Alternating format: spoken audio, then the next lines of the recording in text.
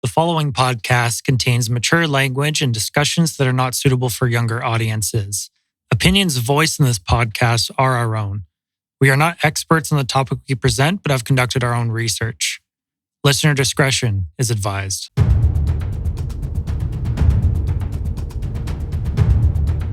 On the afternoon of July 31st, 1987, the city of Edmonton, Alberta was struck by a sudden natural disaster. An exceptionally powerful tornado tore through the eastern edge of the city, leaving behind a path of destruction.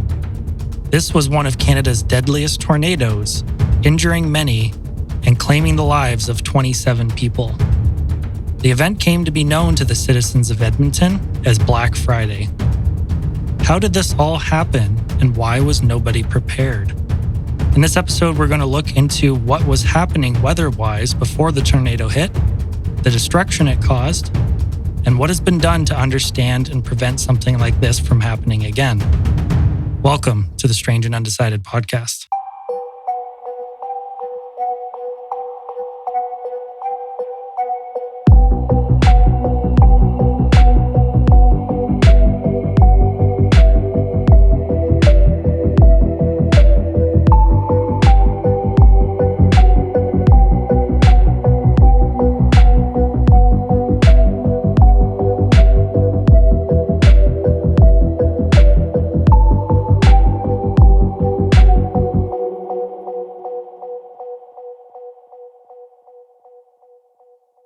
Hello, and welcome back to the Strange and Undecided podcast. I'm your producer and host, Jarrett, joined by my co-hosts, Brandon.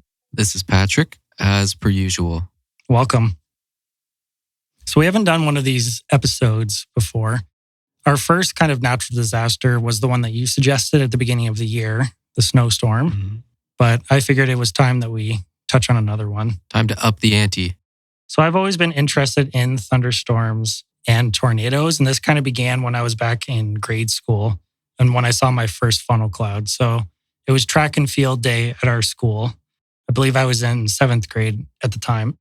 It was a really weird day. It was hot. It was super humid, but the sky in the distance was black and it was slowly moving towards the school. So we got on the bus, we left and went home. I went inside, got changed. And when I came back outside across the field, so there are a bunch of houses in front of me and behind it was a field.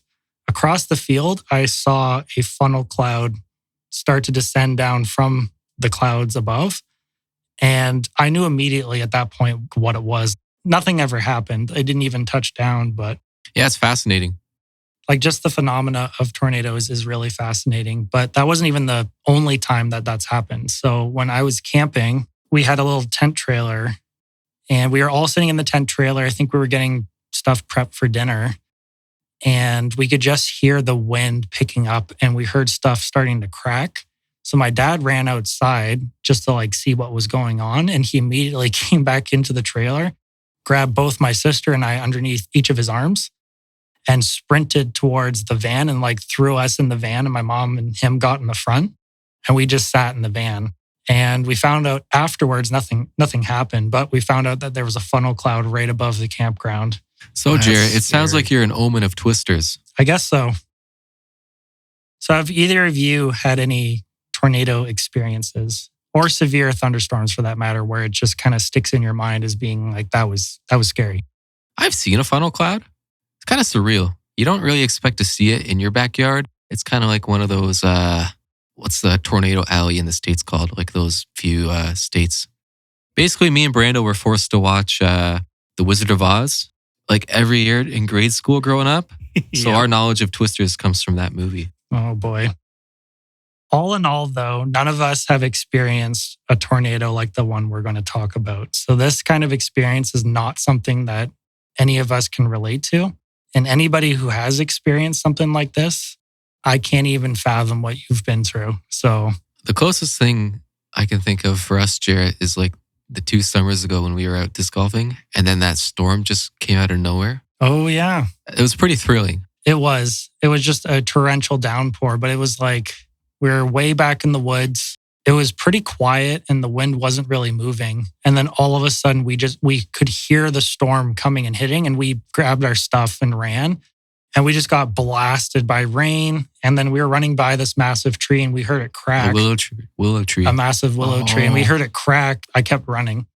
I think a couple days later, when we went back, that tree specifically I heard the sound come from, part of the tree was slammed right into the ground right where I was running. I was going to say, I think I saw that and it was a massive tree. Yeah. Yeah, I forget what they called it, but like on the news, like later that day or whatever, there was a name for this type of storm. And it's like a super rare, like you cannot predict that this type of storm is going to come unless it's already here. So there was no warning that it was going to like rain that day. So keep that in mind. And that is nothing compared to what we're going to get into.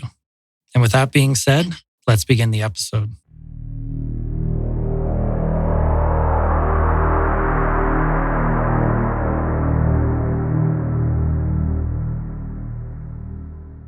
Edmonton is the capital of Alberta, Canada, and is located in the central part of the province. It is situated along the North Saskatchewan River. With a thriving population of over 1 million people, it is currently the 5th largest city in Canada. Today, Edmonton is known for its vibrant art scenes, which includes theater, music, and similar festivals.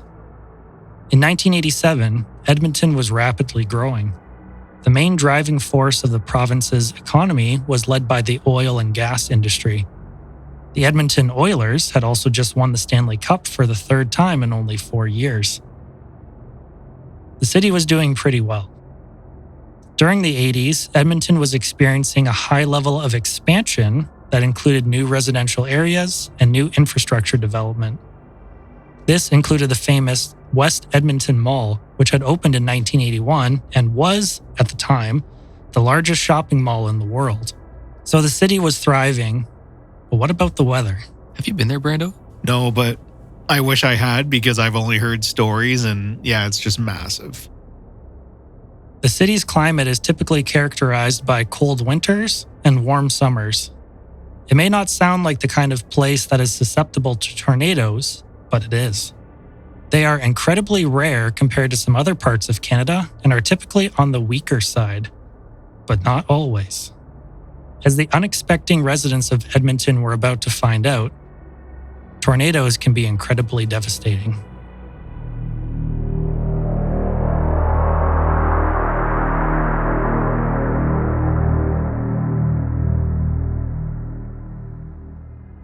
Before we get into the events of July 31st, 1987, I want to start with a quick background about what tornadoes are and how they form.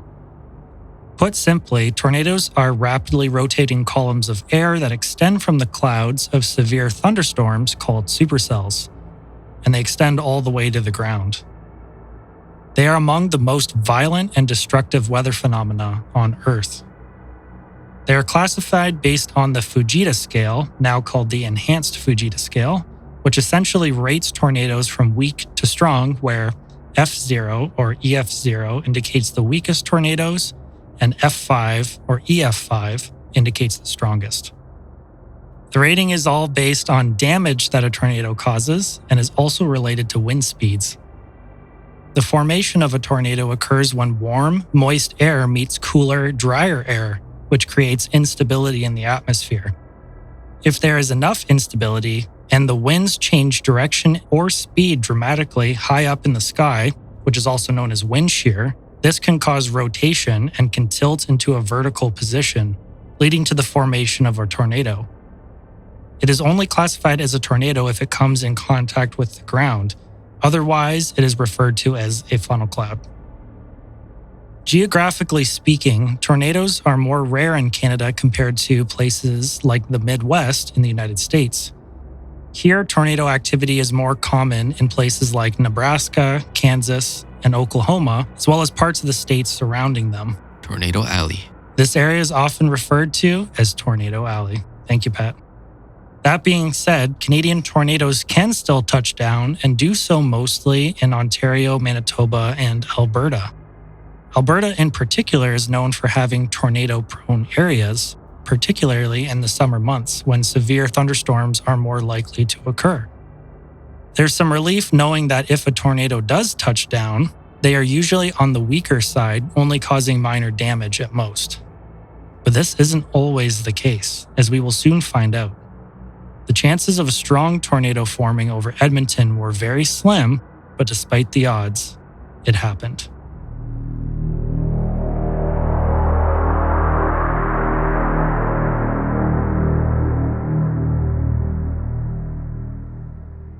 We had the one tornado in Goderich in like the 2000s. Do you guys remember that? It shredded the downtown core. Yeah. They had to rebuild like the whole downtown. You don't expect to wake up and have to worry about that.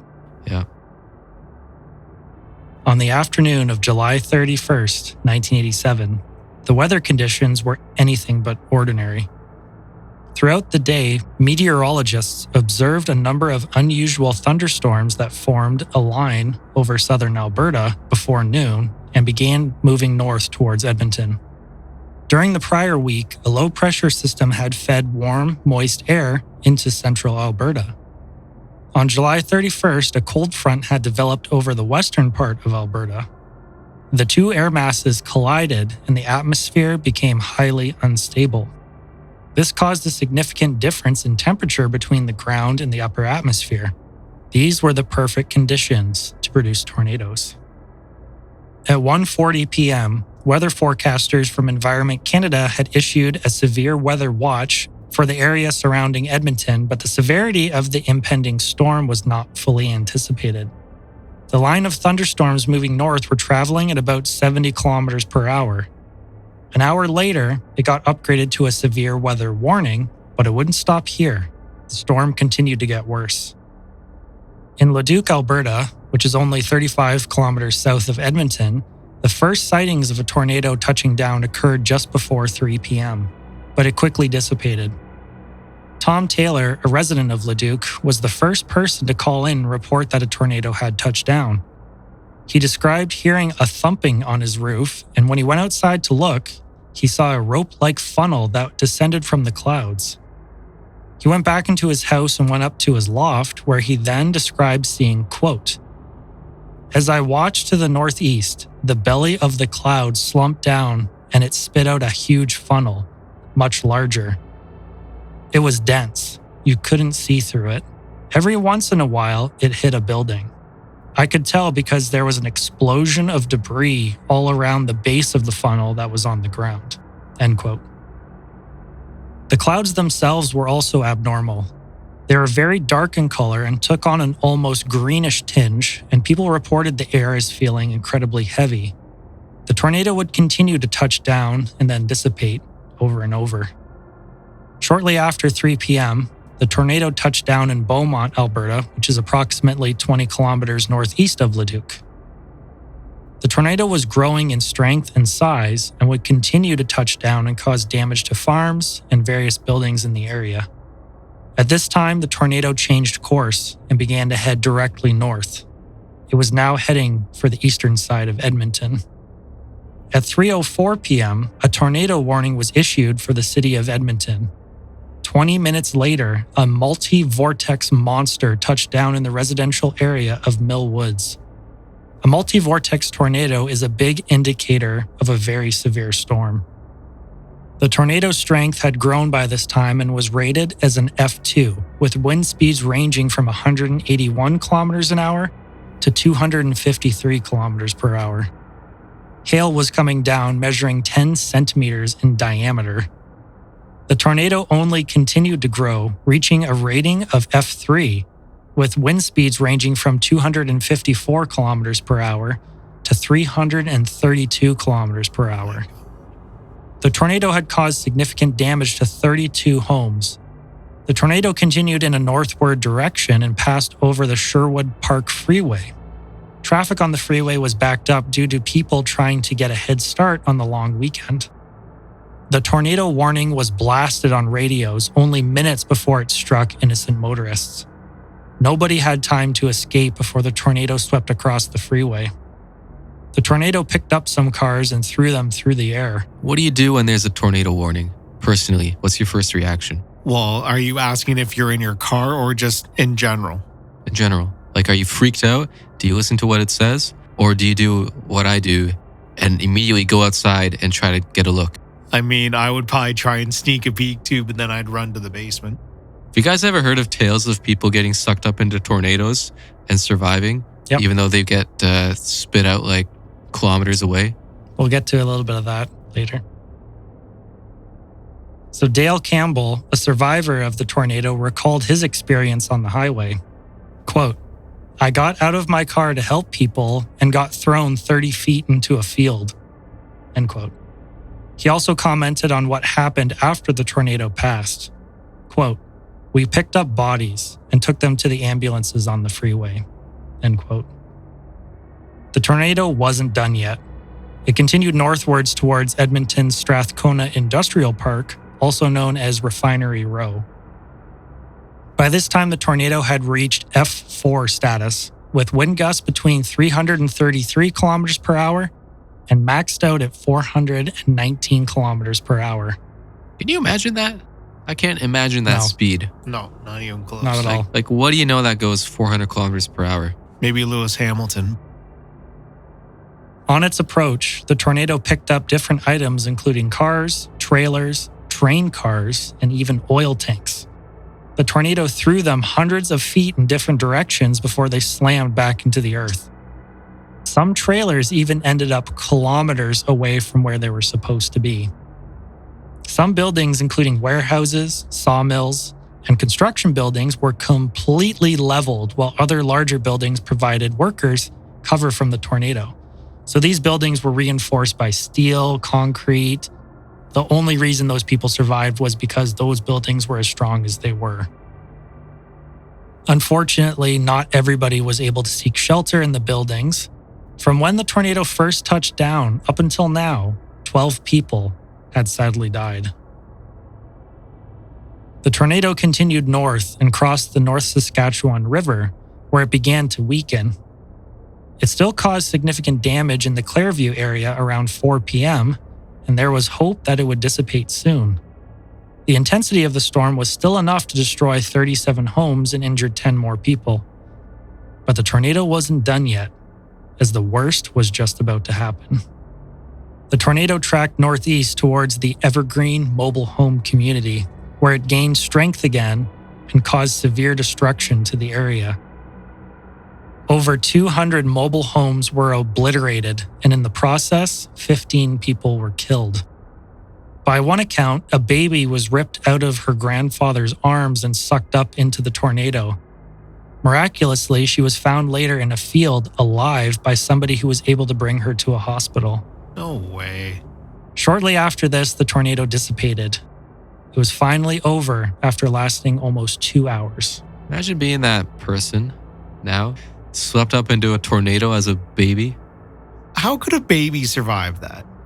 Babies are resilient. They're so flexible and bendy. Is It's there like, anything in there about like adults being in there and like recounting like what they saw, heard?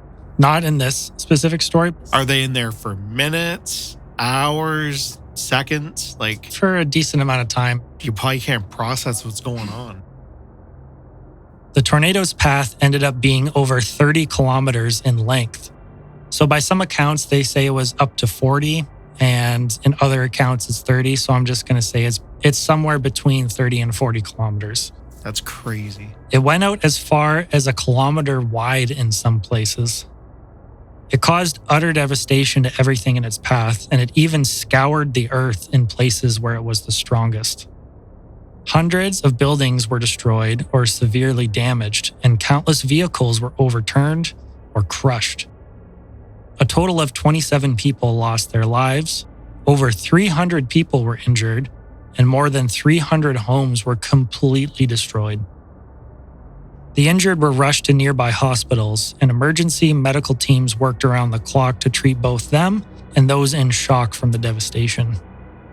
The tornado had caused $332 million in damages, which equals roughly $791 million as of now. The financial cost of the disaster was immense, and it placed a significant strain on both the city resources as well as the residents who had lost their homes, loved ones, and their livelihood. In addition to the physical destruction caused by the tornado, it also caused significant damage to power and water systems, gas lines, and would leave thousands of residents without basic services for several days. One of the most devastating aspects of the tornado was its ability to cause destruction across both urban and suburban areas. In addition to homes, schools, and businesses, infrastructure was also severely impacted. Power lines were brought down, leaving thousands without electricity for several days. The damage to roads and public transportation routes also hindered the immediate response and recovery efforts. It is also important to note here that 7 additional tornadoes touched down around Edmonton that same day from the same supercell. Fortunately, these didn't cause any significant damage, but were a testament to just how strong the storm actually was. The psychological effects of the tornado were felt deeply by the community as well. The sudden onset of the storm and the sheer violence of it left many residents terrified. The destruction of homes and personal belongings had a profound emotional impact on the survivors, as well as the fact that their lives were stripped away right in front of their eyes. Local authorities and support organizations began working diligently to provide assistance in the form of shelters, food, and water for those who were affected. During the immediate aftermath of the tornado, local authorities, first responders, and emergency services worked around the clock to provide aid to those affected by the storm. Edmonton's police, fire, and medical teams were on the ground within minutes and conducted search and rescue operations and helped to treat the injured. Volunteers from various organizations, including Red Cross, played a critical role in providing assistance to those in need. Because of the limited communication and transportation at the time, response efforts were complicated by the loss of power, damaged roads, and blocked access routes. Nevertheless, emergency responders worked quickly to help clear the debris, rescue people, and prevent further injuries. This recovery process was long and backbreaking. The city of Edmonton, with the assistance from provincial and federal agencies, initiated a massive rebuilding effort to try and get life back to normal, or at least begin steering it in the right direction. Thousands of people were unsheltered due to the tornado, and rebuilding the affected neighborhoods would ultimately take several years. However, some good came out of such a negative event. The resilience shown by the people of Edmonton in the aftermath of this terrible storm was incredible. The disaster motivated efforts to rebuild the city, not just on a physical level, but on an emotional level too. And a true sense of community and working together was demonstrated by everybody to help restoration efforts. The event also led to increased attention to emergency preparedness, with significant improvements made to weather tracking and response systems in the years following the tornado. Alberta replaced their emergency warning system with the Alberta Emergency Alert System, which was entirely designed to broadcast immediately on both public and private radio stations, as well as TV, instead of relying on weather stations to report what was going on. One of the issues on July 31st was the numerous reports coming in, giving different warnings at different times, creating confusion. Isn't it funny how it always takes a disaster to implement these safety measures? Right? Well, you'll never think, oh, we don't need that. It hasn't happened, right? So why waste the money on it? Exactly. It is sad, but at least something was done to improve the situation, not just go, oh, okay, this happened and go right back to where you were before. The odds are, though, you'll probably never have to use it again. I hope not. The Edmonton tornado also served as a wake-up call for meteorologists and authorities, highlighting the need for more advanced weather tracking and forecasting technology. This pushed Canada's first implementation of a Doppler radar, which is a radar system designed to provide real-time data and can determine the location, speed, and motion of a storm. The technology available in Edmonton in 1987 was far less advanced and could not provide real-time data, making it difficult to predict the tornado's exact path and the intensity. Modern-day Doppler systems provide crucial information that can give citizens extra time to seek shelter and ultimately save their lives in the event of another disaster like this. The Edmonton tornado also brought about improvements in urban planning and building codes, as lessons learned from the disaster helped shape more resilient communities in the years that followed. These changes have been crucial in protecting both the city and its residents from the growing threat of severe weather events linked to climate change. The Edmonton tornado of 1987 was both a heartbreaking and transformative event in the history of Canada. The tornado's destruction will never be forgotten. As the world faces an increasing number of natural disasters, Black Friday serves as a reminder of the importance of preparedness, community, and advances in science and technology to help us understand and reduce the impact from one of nature's most destructive forces. The people of Edmonton suffered greatly, but they persevered despite having their lives literally torn apart. Like a phoenix from the ashes, they rose again with a renewed sense of community and hope.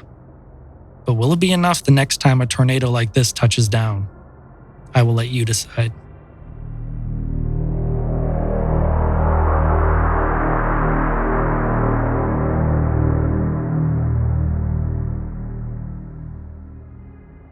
Those like scariest like storms, those like when it's those high winds and then it just randomly hails.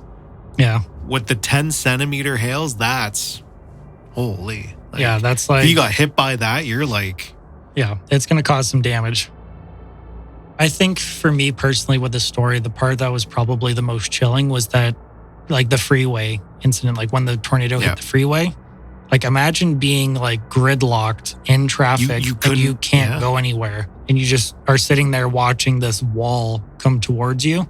And then all you see are people being like ripped out of their cars flying everywhere, and just debris and devastation all around you. Like that has to cause some pretty significant psychological trauma. Well, because it would have been two options. It's either stay in your car, hope for the best, or you get out and you run. Yeah, and nobody's outrunning a storm. Like no good options, right? I think the most terrifying thing would be watching that train car come towards you. Or the oil tanker? Yeah. Yeah. Absolutely. But that's when, at that point in time, is when it reached its peak. 400 something miles per 419 kilometers per hour. Insane. But I'm not saying this is a good thing, but of all the places for it to hit, it hit the area that had the strongest built buildings. So it probably spared a lot of people's lives and saved a lot of people's lives by hitting that area instead of the F4 hitting a residential community of houses. Or I wonder if Canada's ever had an F5, because would it be like over 500 miles per hour? Like, so according to the Fujita scale, anything over 420 kilometers an hour is an F5, and that can go all the way up to like 500. So is that close to being classified as an F5 then? So it's interesting you bring that up, because there are some people that believe that it actually was an F5 based on the amount of devastation that it caused. And it was like briefly an F5, but that has not been confirmed. And it maxed out as a F4. But still, that's insane. You just imagine, right? Like we clock out at 120 kilometers an hour on the highway? Yeah. Like just quadruple that. It's terrifying. It is terrifying. So what part really stood out to you, Pat, in this story? The baby. The baby being sucked out of the person's arms? Yeah, just imagining people like physically flying through there, but surviving. It's crazy. Like just with the baby, of course, but going through the mobile home park and like, because you were saying when it went through the refinery part or whatever, like that would be like almost the safest places, right? Because of what's built there. But mobile homes, it's like duct taped together, right? So like it would have just sucked it up like nothing. Yeah, it was and the thrown worst. it kilometers away. Like yeah, the debris field for the tornado was like massive as well. Like stuff was found kilometers away from where the tornado actually was. So I'm going to show you guys some pictures of the event, and I want your reactions to some of these pictures. I'll be posting them in the show notes as well for you to see, and you can just scroll through them. We're also going to watch a couple of videos as well of the event itself, and you'll be able to actually see the tornado. Those will also be posted in the show notes.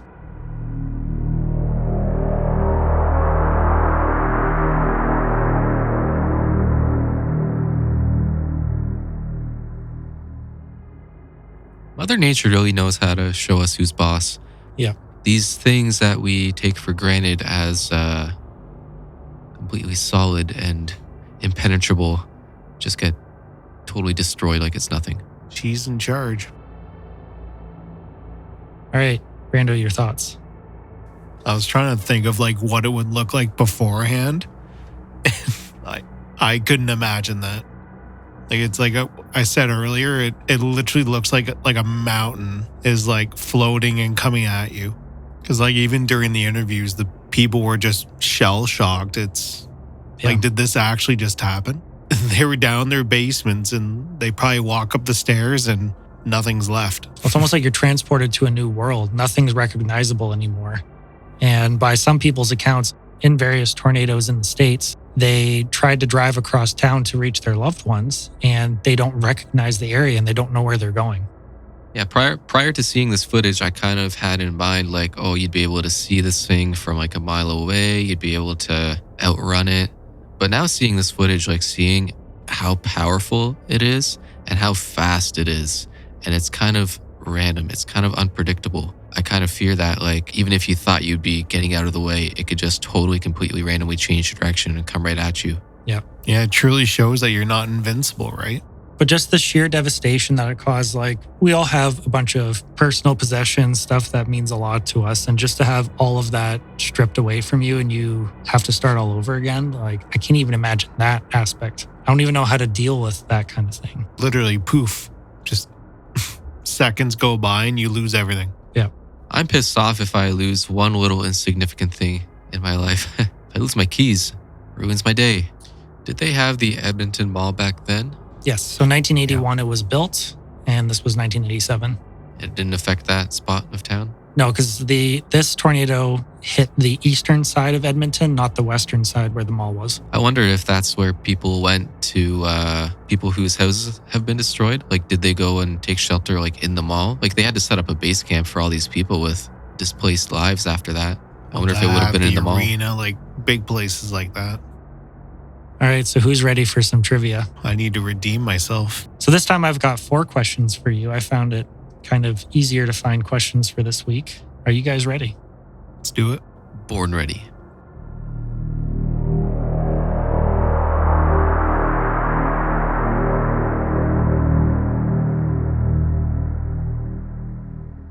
All right, question number 1. What province is the tornado capital of Canada? Is it A, Saskatchewan, B, Manitoba, C, Ontario, or D, Alberta? I'm going to go D, Alberta. I'm going to agree, Alberta. So the answer is C, Ontario. The province experiences an average of 18 tornadoes per year and has been granted the name of the tornado capital of Canada. 18 a year? Yep. It has the highest concentration of tornadoes. Wow. All right, question 2. How many F5 tornadoes have touched down in Canada? Is it A, 0, B, 1, C, 3, or D, 5? Just to recap, this tornado was which? This tornado was an F4. Well, then I'm going to say 0 because I assume we would have covered the F5 case as opposed to this one if there was one. Gonna go with 1. Brando, you are correct. In Elie, Manitoba in 2007, a confirmed EF5 tornado touched down and hit the city. Fortunately, because of how remote the city is, nobody was seriously injured or killed. Maybe they made it up. No, it happened. And then you were saying that some people were almost technically classifying that one as an F5. Right. Question number 3. If your house doesn't have a basement, where is the safest place to be in the event of a tornado? Is it A, your garage, B, the middle of your house, C, against the wall, or D, you should actually drive away in your car? Oh man, I feel like they tested this on Mythbusters or something. I'm gonna lean towards against the wall.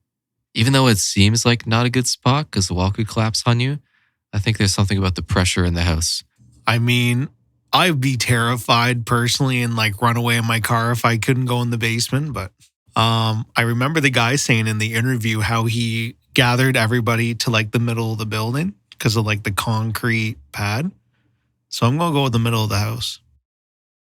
Well, Brando, you survived because the middle of your house is correct.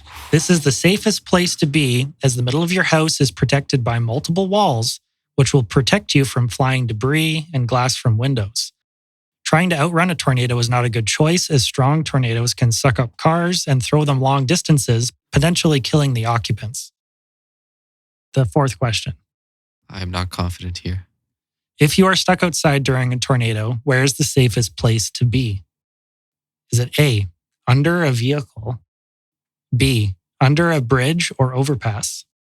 C, laying on your stomach in a ditch? Or D, just run as fast as you can? I'm going to say in a ditch. For the sake of not saying the same answer as Brando, I'm going to say under the overpass. Because You can say the same answer, though. Well, I'm not going to win anyway, so I'm just going to. Okay. Well, Unless he's right. I changed my answer.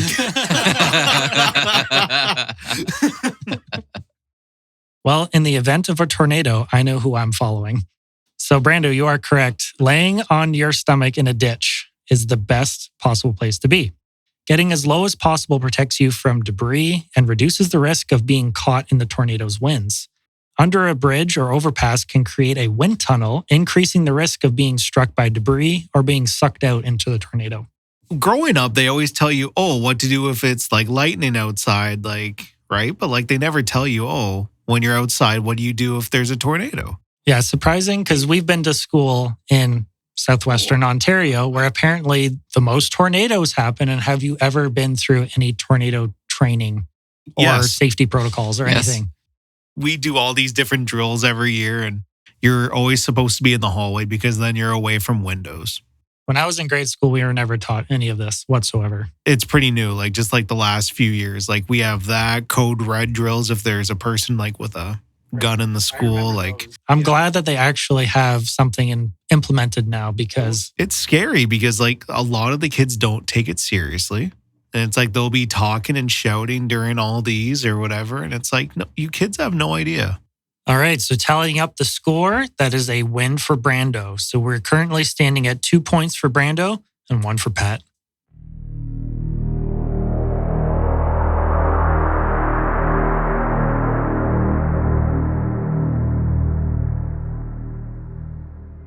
All right, so what do you guys think of this episode?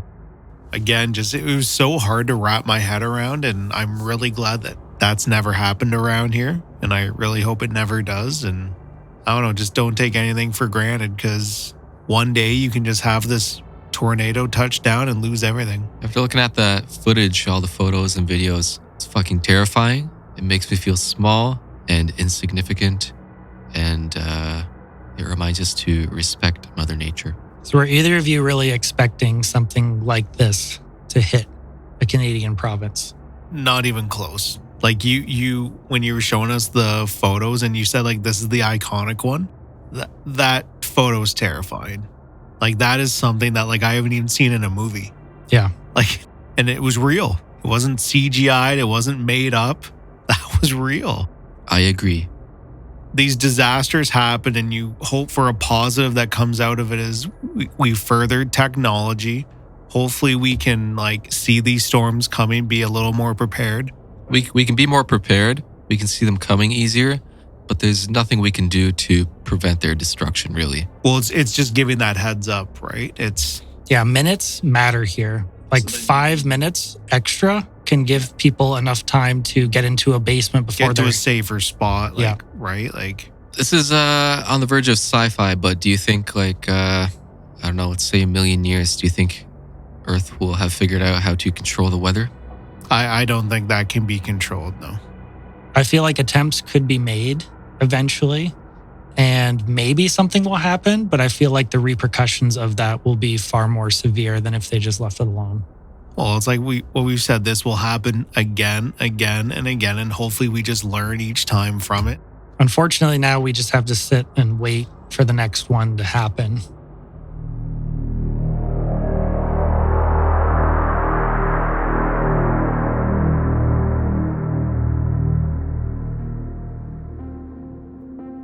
Anyway, that's going to end the episode for the night. If you have any ideas for the show or want your story featured, please email us at strangeandundecided@gmail.com. As always, thanks for listening. And Good night.